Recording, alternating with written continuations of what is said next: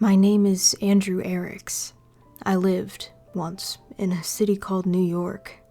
My mother is Terry Eriks. She's in the phone book. If you know the city, and you read this, find her.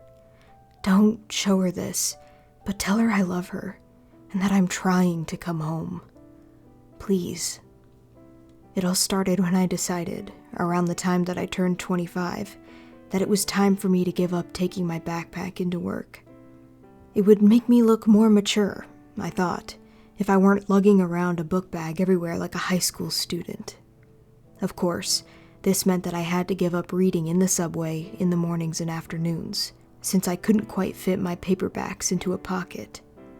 A briefcase would have been out of line, since I was working in a factory, and messenger bags always seemed a little, fruity to me, too purse-like for my liking.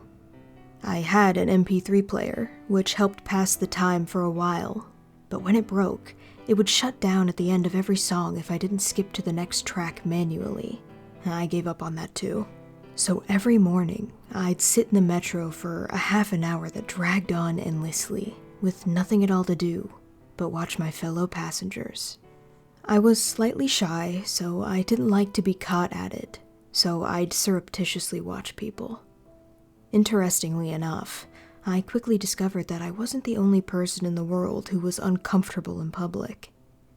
People covered it up in various ways, but I learned to see through them. I divided them up into categories in my head. There were the fidgeters, who couldn't get comfortable, constantly moving their hands, shifting their weight, moving their legs closer to the bench, then further. They were the most noticeably nervous types. After them, there were the fake sleepers, who take their seat and practically close their eyes in the same second. Most of them weren't really sleeping, though. The real sleepers shifted more, came awake suddenly at stops or after loud noises.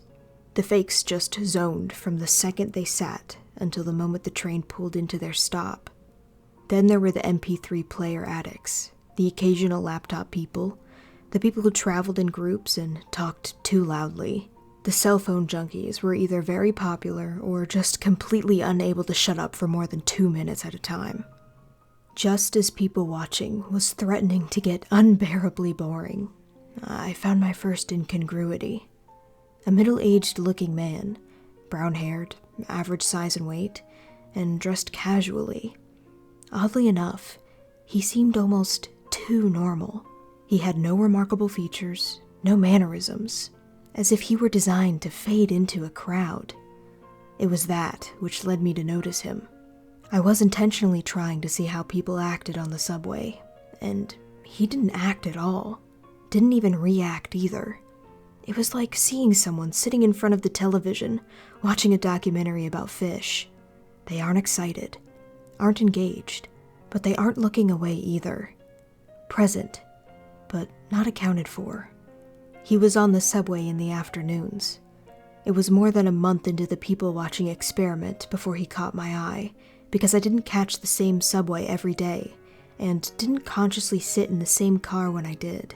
I saw him for the first time on a Monday, I believe, and for the second time on the Thursday of the same week. He obviously did catch the same train, and sat in the same car, in the same seat even. OCD much? I thought at the time. Since he'd caught my attention so much the first time, I watched him more avidly the next. He was, frankly, downright unsettling. He didn't do anything at all. He sat there, expressionless, head straight, no matter what happened.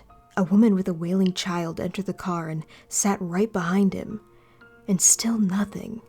He didn't so much as turn his head or frown in annoyance. And that kid was fucking loud, too. By the time the subway reached my stop, I found myself queasy, and when I exited the car, my hands were shaking like I was having a nicotine fit. Something about that man was wrong. He was, I thought, some kind of freak. A sociopath.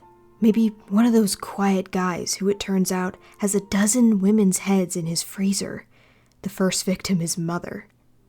I found myself intentionally dawdling after work in the afternoons, stopping to browse in kiosks in the mall near the subway, even when I didn't intend on buying anything. For a couple weeks, I avoided catching that subway. And when I found myself at the stop when it was pulling in, I made sure to choose a train car as far from the one I'd seen him in as possible. Then, one morning, I saw another person who set off the same warning bells in my head. A woman, just as plain looking, just as out of place in the hustle and commotion around her. The moment I recognized her, I realized later, was when my obsession began. My people watching, which had began as a bit of a hobby to stave off boredom, became something of a religion to me. I couldn't enter a subway or ride a bus without finding myself examining everyone, filling out a mental checklist in my head. Plain clothes of solid colors, no brands, check. No expressions, no casual glances out the window or towards other passengers, check. No bags, purses, or accessories, check, check, check, check. We've got another. I started calling them the strangers. I didn't see them every day, even after I started taking the metro more than I needed to. Even when I found myself riding buses out of my way in the evenings. But they were there, often enough. Seeing one would set my teeth on edge, make my palms sweaty and my throat feel dry. If you've ever given a speech, you might recognize the feeling. Even though they didn't pay me the slightest bit of attention, I felt like I was on display for them. I could see them, plain as day. How could they miss me? They didn't, though, not in the way that I could tell. And when, eventually, my curiosity overpowered my fear, I decided to follow one. I chose the one that I'd found first, the man in the afternoon subway who always kept the same seat. I got on and took a seat behind him. We rode to the end of the line, and he rose and walked out before I did. Keeping distance between us, I tailed him, but he didn't go far. He took a seat on a nearby bench, as expressionless as always, and I turned a corner and waited, trying to look nonchalant. After a few minutes, the next metro arrived, and I watched him enter it, and saw him take the same seat. I couldn't find the nerve to follow him again. He hadn't gone anywhere. He just rode the metro to the end of the line, and then what? Rode it back? What possible reason would anyone have for that? It nagged at me, long after I'd rode a later train back home and tried to get some rest. I couldn't leave it alone, not until I could make some sense of it. I found myself more than confused. I was downright angry now. Why was this uncanny bastard, this almost inhuman person, riding subway trains back and forth, going nowhere? The mind, I once read, recoils from certain things because the very sight of them is an affront. Spiders set it off in a lot of people, particularly great big ones. They just look wrong to us, alien. That was the effect the strangers were beginning to have on me. They offended my senses. I followed him again the next day, and again the day after that. Every day, for at least a week, the two of us made our silent trips together, though only I knew it. By the end of the week, I was following him for hours, until the last train that stopped near my apartment block that night. We rode from one end of the city to the other, then back again. I wasn't people watching any longer. I was person watching, stranger watching. I didn't have eyes for anyone else, though peripherally I noticed more than a few confused glances sent my way. Other than that, we two might have been the only two people on the planet, for all I cared. I lost my job the next week. My manager was kind and timid, but firm. I wasn't concentrating. I had no focus. Wasn't being anywhere near productive. It was actually quite a speech, I think, but I could barely hear it. All I could think about was my new work, my vigil. What would that man... No, that thing on the subway get up to when I wasn't there to keep an eye on him? I left work for the last time at noon that day. Normally, I'd have started tailing my subject at 5:30, but I was sure that he'd be waiting for me. I wish, now, that I'd paid more attention to that day. Was it sunny? It was summer after all. I could have walked around downtown, maybe checked out a few pretty girls. Could have had an iced cappuccino and a smoke at an outdoor cafe, and then gone home. Put my growing obsession out of my head. Found a new job, and taken to reading on trains and buses again. Instead, I waited. More than one train goes up and down the lines, so I sat in the station for at least an hour until I saw him through a window. I walked into the subway car and noticed that for the first time, my skin wasn't clammy, my hands weren't shaking, my heart wasn't pounding hard. I sat, for the first time, right across from him, directly in his line of sight.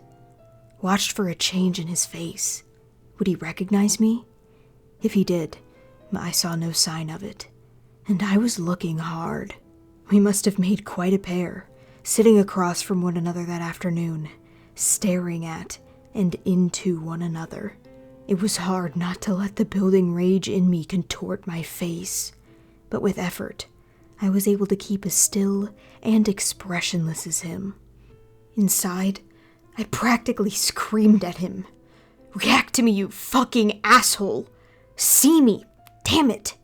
I know you for what you are!" I didn't, though, and my silent demands weren't answered. Not the first trip around, or the second, or the third, or the 10th. We rode far into the night together, and at each terminus, we got out together and waited. I sat right beside him on the bench, watching him from the corner of my eye, and still got nothing from him. But two could play that game as well as one. Finally, we made our last trip together.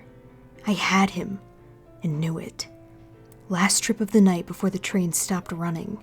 I'd always let him get away from me at this point, because the end of the line is a long way from my home, and the buses stop running at the same time as the subways. But this time, I'd follow him, finally see what he was when the train stopped running.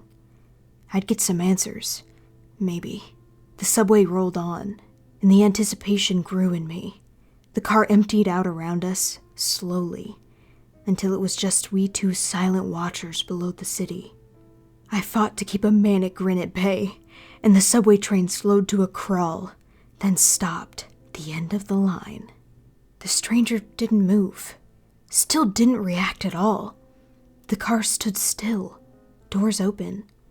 I could dimly hear the last few stragglers making their way out of the station somewhere behind us, footsteps echoing in the silence. Nothing. The speaker system dinged to let anyone half asleep know that we'd reached the terminus. Still, nothing. And finally, I could hear footsteps again. A conductor or something popping his head into each car to make sure it was empty before taking the train wherever the hell it goes for the night. I didn't take my eyes from my silent quarry. I managed to see the conductor from the corner of my eye when he finally reached our car. He looked in. His eyes roamed over us, and a puzzled look came over his face. He blinked a few times and paused. I waited for him to speak, and the moment stretched out. But then, with a slight shake of the head, he left us. There was a car ahead of ours, and I heard him stop to check that too, and then a few minutes later, the train started up again. We rode for a time, and then looped around, and the subway was parked. I could see into the windows of more trains on either side of us, and through their opposing windows, into even more. And then, he smiled at me. It was just a small curl of the lip that would have gone unnoticed if I hadn't spent the last several hours studying his face. "So," he said, in a rough baritone, "here we are." I tried to respond, but couldn't right away. My throat had clamped shut. Terror filled me. It felt like the whole underground cavern we were in just collapsed onto me. I coughed and stammered, and finally managed, with a raspy voice, to ask the question that had kept me up at night, drove me halfway to madness, and led me to this place and this moment. What are you? He ignored me. He stood, and the train doors opened. Then, shockingly, he turned to face me. Coming?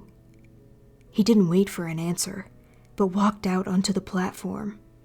I scrambled to follow. Come on, damn it! I shouted. Talk to me. Who are you? What? Why did you ride the metro all fucking day? He didn't look back or slow his step. I couldn't see his face, but it's safe to guess that he didn't react at all, no more than he had to anything else. I stalked after him, still shouting for a time, but eventually gave up. 5 words was all I was going to get out of him, I guessed. We walked along the platform until we came to a junction, then turned.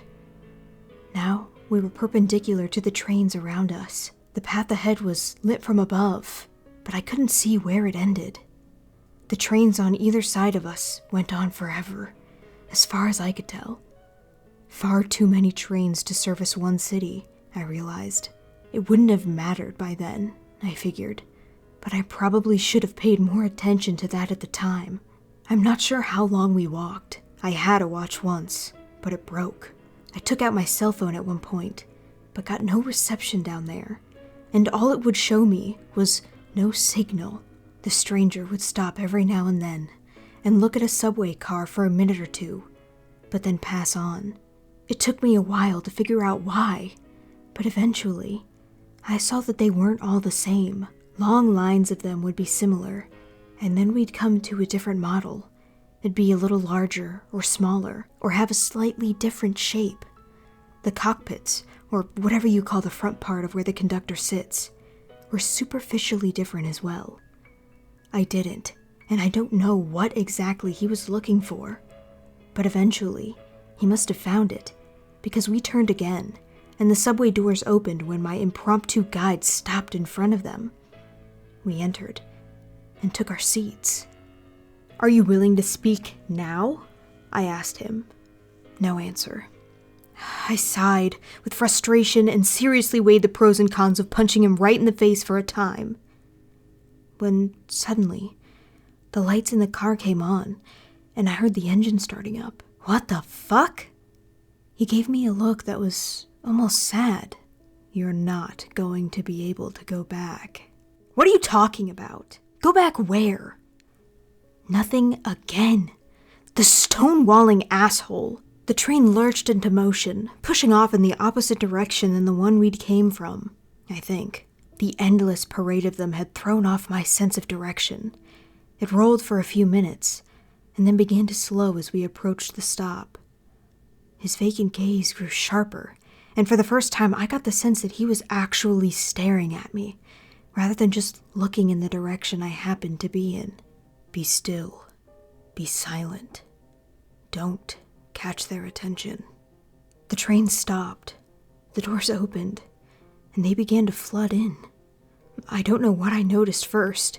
The weird clothes, the 2 long arms with hands that almost brushed the floor, the jet black eyes and angular faces, or the blue-gray hue of their skin. My eyes took in all of those stimuli, but for a long second, my brain refused to process it. And when it finally did, I was barely able to bite down on the shriek that tried to tear its way from my throat. I thought my heart was going to explode. Hell, I thought I was going to explode. I was like a strummed guitar string. Everything in me lurched and throbbed. My sight grew dizzy, which I was thankful for, and I vomited. My mouth was clenched shut, and I forced myself to swallow it, barely managing it. My instincts were screaming his words at me. "Be still. Be silent. Don't catch their attention." That day is a blur. We rode the subway car and down the line, still and expressionless, for hours, for days perhaps. It seemed much longer than the line I knew, the line I'd followed the stranger along. The hideous things around us seemed to pay us no undue attention, though we must have stood out fiercely. I was so petrified with fear that when we finally returned to the endless cavern of trains alone, I burst into tears. I collapsed to the floor and just sobbed for a long time, the stranger watching impassively. When I gained control of myself, I looked at him imploringly. "Take me home," I croaked out. "Please." "I can't," he told me. "Don't know which one of these would lead you back, if any of them do." He stood and walked out onto the platform, and I rose wearily and followed him. He spun around sharply. "I think you've followed me enough." The rage I felt for him before, the panic it temporarily buried, rose up in me. "What?" I screamed, rushing forward. I grabbed him by the shoulders, and with a burst of insane strength I didn't even know was in me, slammed him up against the side of the metro car. "You fucking son of a bitch! What the fuck did you do to me?" I slammed him again and again. "Take me back!" He bore it all passively, and soon the flare of anger in me guttered out, leaving me hollow. "Please," I begged. "Please take me home." "That's not how it works," he said. "If we stay together, it's more likely we'll be noticed. Go your own way, be still, and be subtle, and they'll think that you're one of theirs." "How could you do this to me? Why?" He gave me another almost sad look. "I had to. You will too. You get stuck sometimes." He brushed my hands off his shoulders and turned to walk away. I fell to my knees, suddenly out of strength, and watched him leave. At the junction, he turned back to face me. "I'm sorry." And then he was gone. I stayed there, on the cold tiles, for a very long time. I curled up into a ball and wept for a while. After there weren't any tears left in me, I managed to get some sleep. When I awoke, the subway train I'd come in was gone, off carrying more blue-gray abominations to wherever blue-gray abominations go. I couldn't handle going back there anyways. I tried to find my way back to where I'd started, to find a subway that I recognized, but I wasn't even sure which direction I should have been going in anymore. I walked for an hour, then another, finally. I found one that might have looked familiar, or I was desperate enough to imagine that it did. When I stepped up to the door, it opened for me, and I took a seat. It started up, and in spite of being a lifelong agnostic, I prayed my heart out. The train slowed to a stop. The doors opened, and for a second I thought I was saved. People, human beings, I'd be the most devout man in the world. Then I noticed the eyes, specifically the third, large eye in the center of their foreheads. Well, fuck you then, God, I thought. They were easier to take than the last bunch, though, and I was thankful for that. The third eye blinked independently of the other two, though, and that was nauseating. And when one of them smiled, or laughed, or spoke with one another, I couldn't help but notice that their teeth were sharp and misshapen, and yellow-green with filth. But if I was careful and selectively blind, I could pretend for a stretch of time that I was home. Until one of them entered with a sandwich in hand, and I realized with a start that I was starving and hadn't eaten or drank in what must have been days. The next terminus I came to, I decided to try and find something to eat or drink. I don't know why I waited, but it seemed important to ride to the end of the line. I got there, and I could barely bring myself to leave. I had never seen the stranger leave the underground. I'd never seen him eat or drink either. My stomach would not take no for an answer, though. I steeled myself and tried to keep my face carefully neutral and made my way out into the station proper. And then I got confused. I was looking for escalators or stairs or something like that. But all I saw was holes in the ground, the walls, and the ceiling. Gaping, irregularly sized holes, like I was in the middle of a beehive. What was I supposed to do? Leap into one? It didn't make any sense to me. Not until someone came through one. He floated up through the floor, and then floated by me. He frowned for a second, or at least, I think it was probably a frown. But apparently whatever kept them from recognizing me as alien in the subway extended at least this far. It did not, unfortunately, allow me to levitate, which seemed to be the only way out of the subway station beehive thing. Swearing, I made my way back down to the tunnel. I was angry, lost, starving, and I'd been abandoned to a fate that, if it was worse than hell, was at least twice as stupid and 3 times as nonsensical. I was not in the best frame of mind, which I feel excuses the mistake. Normally, I take corners with a wide berth, because everyone knows if you just dart around a corner sharply in a public place, chances are decent that you're going to walk right into someone, as I did. I slammed into someone, a woman, and fell to the ground. Without thinking, I reacted like any New Yorker would. Badly. Jesus fuck, you stupid bitch! Watch where you're going! I realized my mistake even before she did. Her eyes grew quizzical and confused, and when she really noticed me, they bulged with horror. She leapt, well, floated quickly back from me, and let out something scream-like, a little more yowly than I was used to, but I got the point. Further down the tunnel, I saw alien 3-eyed heads turning towards us. I thought, suddenly, about all those sharp, filthy teeth, and just like that, I was running. The subway train wasn't there, but there was a walkway along the tunnel, for repairmen, I assume. That's who'd use it where I'm from anyways. I took it at full speed and just kept running until each breath felt like getting stabbed. I stopped, panting, and looked back. The tunnel had curved, so I couldn't see the light any longer, but nobody appeared to be following me. Going back, though, was not an option. I continued forward in the dark for a long time. Eventually, I came to a small opening in the wall and stopped there for a rest. Hunger, despair, and a full-speed, terrified run had all left me absolutely drained.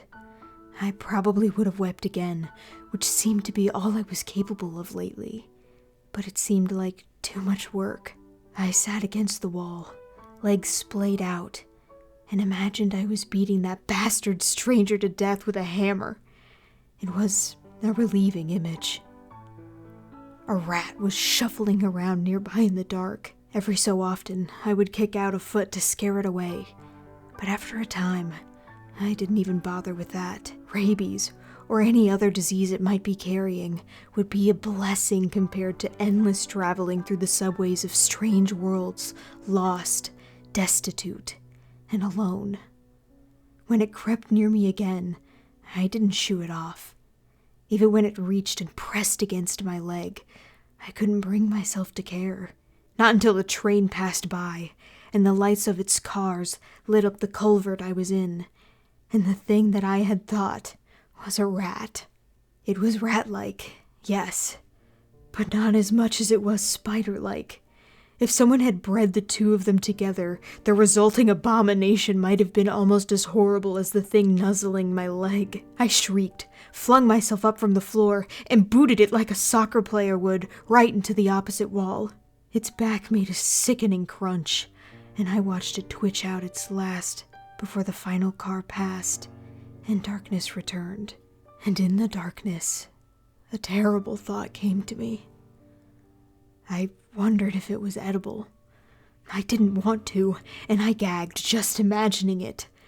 But I was hungry, and there was no guarantee that I'd be able to find food in this place, or ever again. Rat spider was my only option. I held off as long as I could, but in the end, survival trumped squeamishness. I had my lighter, but nothing to light on fire. I picked meat off its carcass and cooked it a little by holding it over the flame, but it didn't help much. Nothing could have. Its meat was foul, more foul than anything you can imagine. I've been that desperate for food since, and eaten many other questionable things, but nothing has ever been as bad as the rat spider was. In retrospect, that is when I became a stranger. Before, I'd struggled to reach that expressionless state that the other had maintained. What I'd taken for calm was numbness. A sharp rock thrown in a river will, over time, have its edges rounded off by the water beating over it, and what I'd gone through had done the same. Tearing up and eating a monster in the dark below an alien world, the last of my edges smoothed. By the time I left the darkness and came back into the tunnel, I was expressionless and empty as the one who led me here had ever been. That was not the worst of it, though. The worst came later. The first time I got stuck. The stranger had mentioned it, but in the state I'd been in, I had hardly noticed. One night, at the end of the line, I was asked to leave the train. The world was one of the closer to normal ones. The people were almost human as I recognized it. They were orange, sure, and hunchbacked, but other than that, they were practically normal. After the last world, where the people had been hideously overweight, six-breasted hermaphrodites with no noses, the orange guys were pretty much beautiful to me.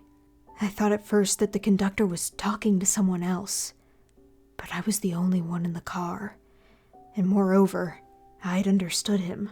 The oranges certainly hadn't been speaking English all day, but nonetheless, I could understand what he was saying. When I stood, I began to realize why. I couldn't stand up straight. I was hunchbacked, and as I saw in my reflection against the window as I exited, orange. I pieced together the rest from there. Stuck meant that I was trapped in this world, for some reason, and stuck looking like them as well. Which would be handy if I wanted to take the opportunity to leave the subway station, which is possible most times, but requires a lot of care and is quite overwhelming. Alien worlds are a little revolting, I've found. You try to compare them to your own, but the differences are so vast that it just makes you sick. I left that subway anyways, because it was clear I wasn't returning to the central hub, what I'd taken to calling the infinite line of subway trains. That night, or any other night, I soon found out. Whatever had let me go unnoticed wasn't working any longer. I considered, briefly, staying, but this place wasn't home, and could never be. Even if they looked like me, their culture was bound to be different. That was a lesson I'd learned before. Even worlds where the people are absolutely indistinguishable from me are fraught with danger. I was once on a world where the people looked just like me. Well, actually they looked Brazilian, but that was more than close enough. And learned the hard way that the gesture that to me means hello meant something gravely insulting. Insulting enough that I'd been beaten half to death while a crowd looked on with approval. Besides, even if that place had a culture I could fake, I didn't want to stay. I wanted one of two things: to find my way home, or to find the stranger who'd set me on this path and beat the shit out of him. Nothing else would do. So I wanted to move on. I wasn't sure, though, if I could do to some poor sucker what had been done to me. Could I really force someone else to wander the eternal underground like me? It turned out I didn't have to. After a few months, one of them did notice me, yes, and begin to follow me for weeks. I very carefully made it seem like I hadn't seen him, just like the stranger had. But I was torn between the desire to warn him away and the desire to bring him to the end of the line so I could leave this dismal world already. The last night, he followed me to the end of the line, just as I once had. He hadn't managed to work up the nerve to sit right across from me, though, and as soon as the train stopped at the terminus, he rushed off. I waited, hoping the conductor wouldn't see me and I would continue on, but to no avail. I left the car, and the metro rushed off without me, and I cursed and sighed. As I walked around the corner, towards the ticket booths, the young man who'd been following me attacked. He had a wicked, curved knife and should have caught me by surprise, but I'd been traveling through hostile alien worlds for several years. My reflexes were sharp. We struggled viciously before I managed to wrestle the knife from him. I don't know how I got it in his neck. I don't think I wanted to kill him. I hadn't even been that angry, remembering my own building rage from so long before. Afterwards, as he laid there, bled out, I got pissed. I kicked him repeatedly, shouting, "You dick! You were supposed, kick, to follow me, kick." I fled the scene of the crime, but not for long. I was there bright and early the next day to catch the first subway of the morning. And that night, when I rode into the end of the line, I was invisible to the conductor again. I guess you can either kill them or bring them with you if you want to return to the central hub. I was invisible again, but I was also orange and hunchbacked still. I stayed that way until the next time I became stuck, the next time I killed. That one went much faster. I didn't wait for her to follow me. Once I was recognized as a stranger, I recognized her as the next one, and I made my choice. I won't bring anyone else into this. It makes me wonder, though, about the stranger who inducted me. I wonder what he originally looked like, and whether he knew he could have killed me. I wonder, too, about the others I saw back home, and the rare few I came across since I left. Do they kill them or take them? And whichever one they choose, do they consider it a mercy? I can't bring myself to talk to them, to ask. We're damned either way, and the damned should suffer in solitude. I've killed 15 of them now, and I've gotten very good at it. But I've made a decision. I'm done killing, innocents at least. Before I returned to the central hub, I filled a backpack with as much paper as I could cram into it, and I wrote this story, over and over again, to be left in as many subway trains as I can. A couple thousand messages in bottles cast into a sea of steel rails. This is a request and a warning. My request, above, was that you find my mother and tell her a lie. It's a white lie, don't worry. Tell my mother that I love her and that I'm trying to come home. It may give her some hope or a small measure of peace. I wish it were true, too. But here's the thing. I've been thinking of myself as like Odysseus, lost and adrift, looking to return to familiar shores. But I am not lost at sea. I am lost in endless tunnels, the labyrinth. The difference is important because labyrinths are designed, built. Somebody or something made this impossible place, and they must be held accountable for what they've done to me. They cast me as Theseus, not Odysseus, but I won't play that part any longer either. The strange rules of this place have turned me from the human I began as into something else, then something else again. They have made me a monster, and so I will be the minotaur of this labyrinth. And if I can, I will tear it down around me and destroy those that built it. My warning is that you should be very wary in public places of silent, expressionless men and women. Keep your distance. They may kill you, or they may do worse. If you see them, run far and fast. And even more importantly, I warn you, I beg you, don't ride the train to the end of the line.